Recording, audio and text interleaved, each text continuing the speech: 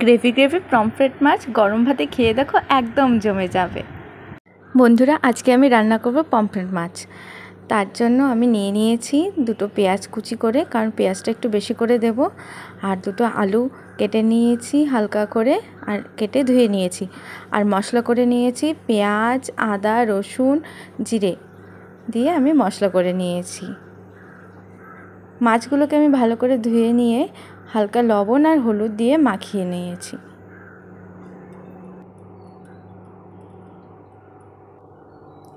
আমার মাখানো হয়ে গেছে। এবার আমি মাছগুলোকে ভেজে নেব।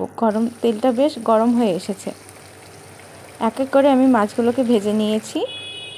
মাছগুলো আমার ভাজা হয়ে গেছে। এবার তেল গরম হয়ে আসলে আমি তাতে জিরে ফোড়ন দিয়ে দিচ্ছি। আলুগুলোও ভেজে নেব তার সাথে সাথে। সব আলুগুলো দিয়ে আমি ভালো করে নাড়াচাড়া করে আলুগুলোকে ভেজে নিয়েছি। আমি ভালো করে ভাজা ভাজা করে নেব। পমফ্রেট মাছটা একটু পেঁয়াজ বেশি দিয়ে একটু গ্রেভি গ্রেভি করে, মানে কষা কষা করে রান্না করলে বেশ ভালো খেতে হয়।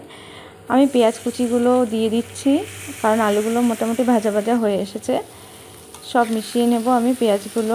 আলু পেঁয়াজ তেলের সাথে বেশ ভালো করে নাড়াচাড়া করে মিশিয়ে নিচ্ছি, যেন একটু লালচে লালচে ভাব চলে আসে।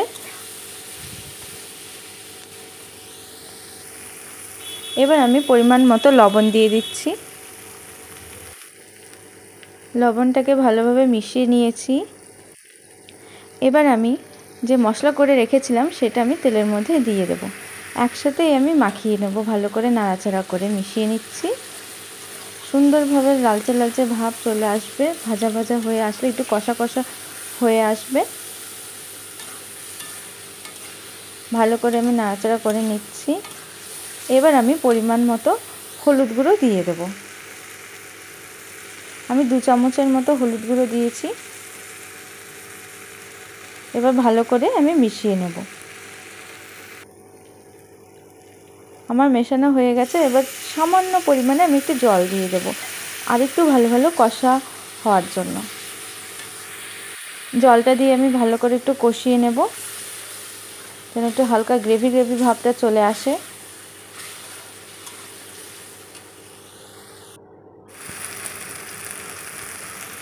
এবার দেখো, তেল ছেড়ে দিয়েছে, এর মানে কষা কষা প্রায় হয়ে এসেছে। এবার আমি পরিমাণ মতো যেরকমটা ঝোল রাখবো সেই অনুযায়ী জল দিয়ে দেব। তোমরাও যেরকমটা ঝোল খাবে সেইভাবে জল দিয়ে দেবে। এবার আমি জল দিয়ে দিয়েছি। কিছু সময়ের জন্য রেখে দেবো ফুটে আসার জন্য। আমার তরকারি ফুটে এসেছে প্রায়।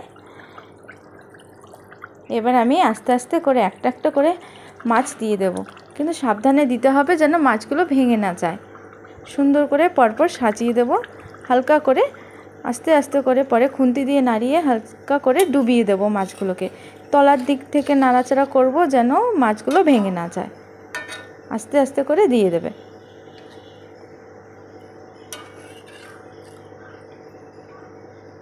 এবার কিছু সময়ের জন্য রেখে দেব।